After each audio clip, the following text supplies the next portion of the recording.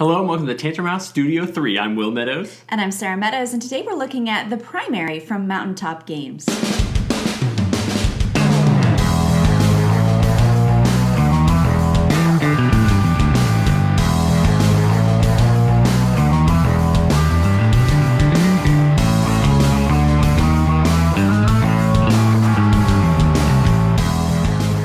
The Primary from designer Matt Kwok is an area control programming game that's coming to Kickstarter soon.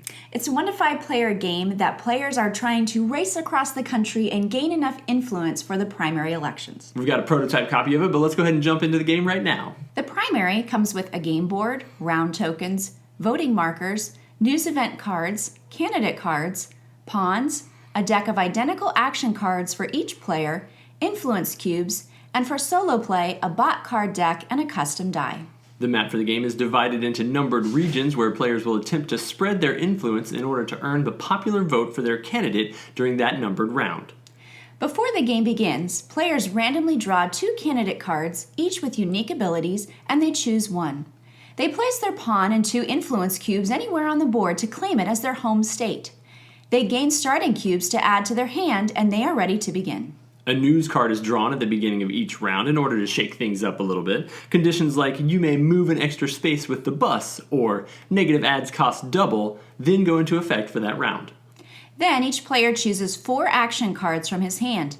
They will be resolved one at a time around the table.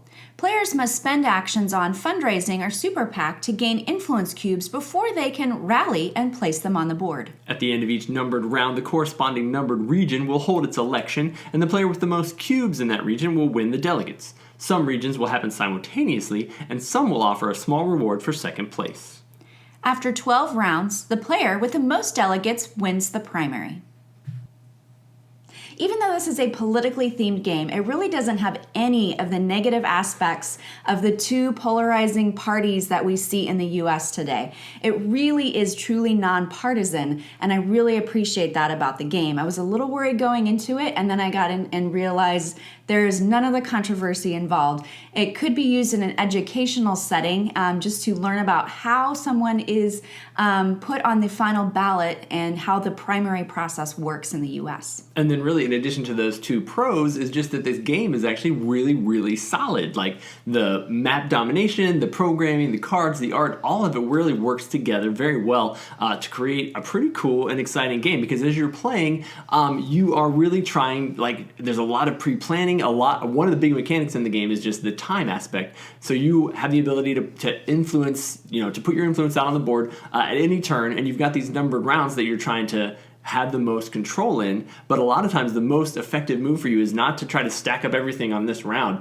It's to just kind of spread thin and add a little bit to each of those future rounds so that when you get there, you've already kind of got a base to work from. And it creates some really thinky opportunities and planning, trying to read each other's minds and is she going to go there? Is she going to double up? Should I go here instead? Should I just skip that and plan ahead and sacrifice now to win in the end? A lot of really cool options to choose from. I kind of tend to dread programming games. There's a few like Colt Express where I plan out some moves and then somebody goes to a location and takes an item and then I'm doing nothing the rest of the round. I feel like I don't feel as frustrated in this game like some of the other programming games. You're only given 4 actions. A lot of your actions tend to be used to gain your influence cubes so you can then put them on the board, and other players can't do anything against that for you except for with the super PAC.